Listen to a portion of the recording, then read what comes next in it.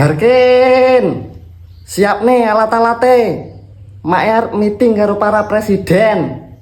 Biyo, kelasnya kami tuar meeting karo presiden. Wes to menengo. Enek urusan iki sing gak iso diurus nek mak gak melok ngurus. Iya. Halo Pak, aku berencana iki Pak. Beh, koyo iya. Serku sing kulon tak dalehetan, sing etan tak deleh kulon. Dewe engko mubeng aja ambekan. Gek rencana apa iso ora ambekan barang. Nek iso sebulan kudu wis dadi. Siap Pak, laksanakuan. Bingung dhewe aku. Piye lah iki?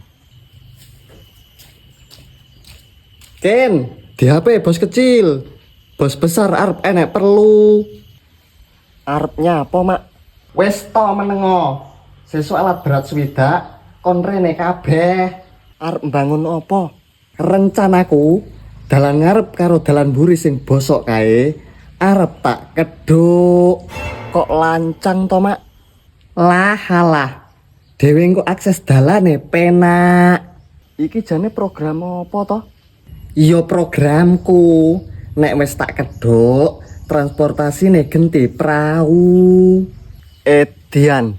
Nyapo edan? Malah ora ngentek-ngenteki duit, ora ngecor, ora ngaspal, garek ngengkol praune bablas.